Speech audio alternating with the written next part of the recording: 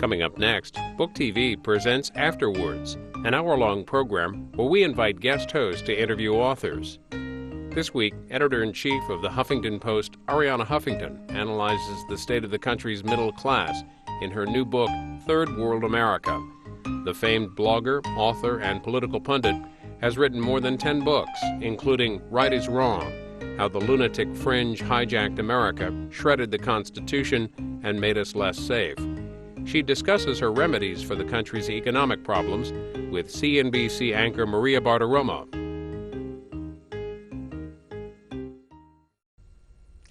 Hello, we are so happy here today with Arianna Huffington to talk about her latest book, Third World America, How Our Politicians Are Abandoning the Middle Class and Betraying the American Dream. Arianna, it's great to see you. It's great to be with you. Why did you write this book? I wrote this book as a sort of immigrant to this country who was brought up in Athens, Greece, and was brought up with this amazing idea of America as the magnificent nation where people from all over the world, including many people I knew, would go to find a better life. You know, that was like the term associated with America, a better life. And I literally remember going to school every day, walking to school, and seeing a statue of President Truman.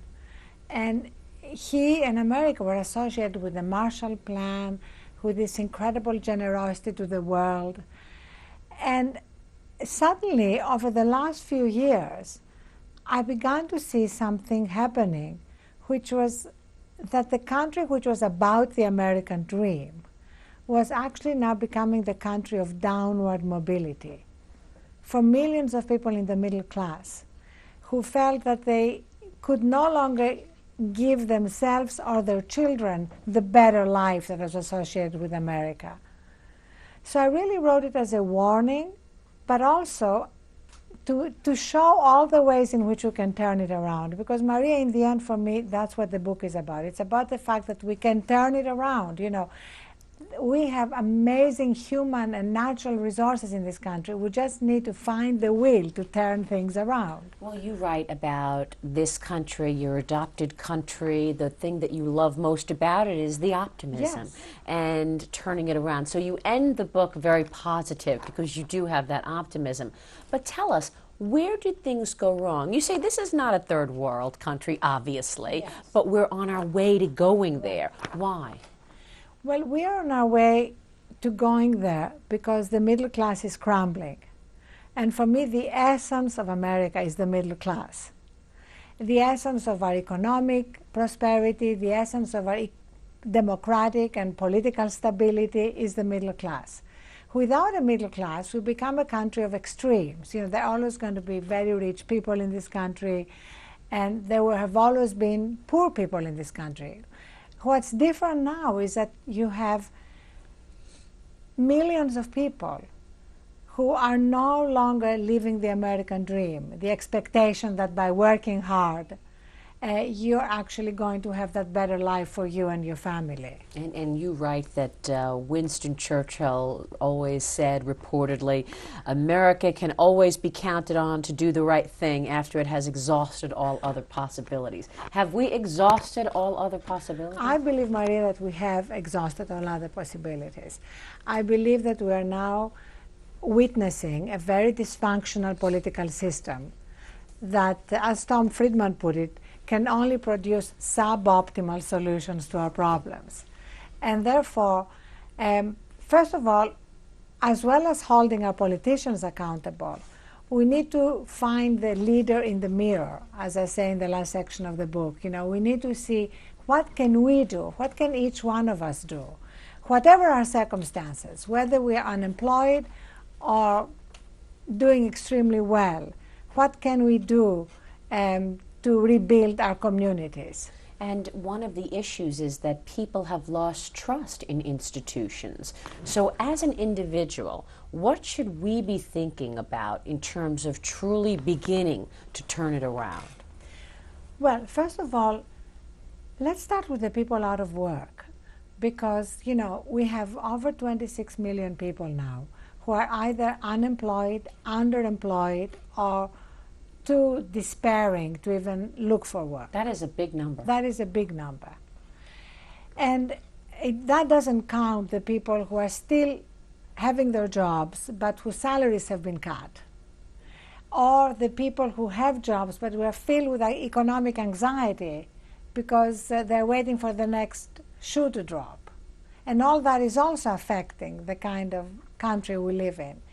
But what we can do, if we start with the unemployed, is recognize that, as Seth Meyer and his girlfriend, who started a group called We Have Time to Help, discovered, the unemployed have one thing that most people at work don't have, and that's plenty of time. So what they discovered is that they can actually use that time both to look for work but also to help others. So literally they started this website that I profile in the book, and they make themselves available to do whatever, to move somebody from their home, to mentor a child, to do anything that the fact that they have time allows them to do. And what that does is it turns somebody from a victim to somebody who is a helper.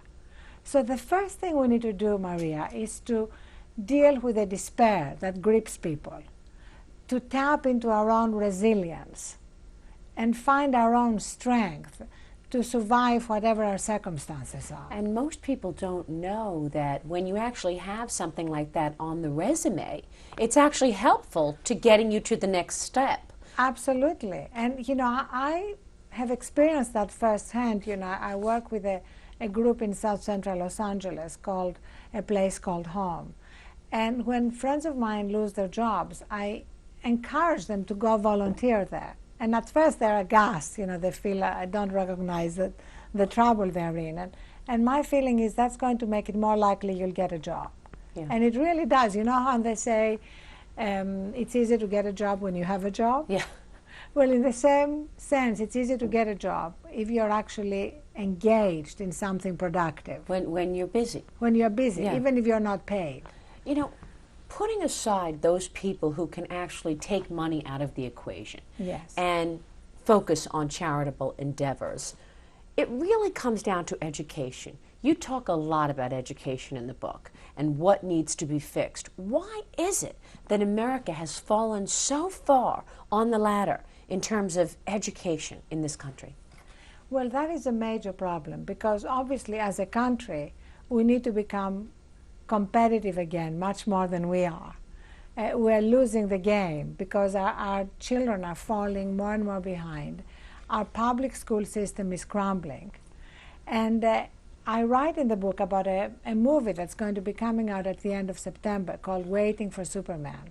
That is an amazing movie, produced and directed by Davis Guggenheim, who produced An Inconvenient Truth, and featuring Jeffrey Canada, who's done this amazing work of turning Harlem around. And that movie is, to me, emblematic of a shift in our culture around education. I think we've reached the point, and the Obama administration is doing some really good things here. And Mayor Bloomberg and Joe Klein are doing some great things in New York. And Michelle Reese is doing great things in Washington, D.C. So we have a critical mass of real reformers coming together here. And this movie is doing two things. First of all, it's making us sit up and watch as people who care, but whose kids are trapped in dysfunctional public schools, are waiting for them to win the lottery, literally, to win the lottery that will determine whether they're able to go to a better school, assuming they can't afford to take them out of the public school and put them in a private school. And so when you look at the fact that the American middle-class dream has come down to a lottery, you realize in how much trouble we are. And not only that, but competitors around the world are not stopping the way America is slowing down in terms of education.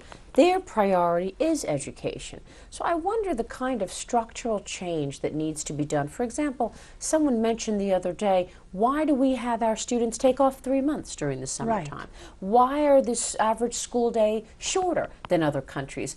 Are these some of the structural changes that you are talking about? Absolutely. And also, the school has to become a place that is open all the time, because now you have so many kids that literally have nothing to do after school, or who live in areas where there is nothing productive for them to do.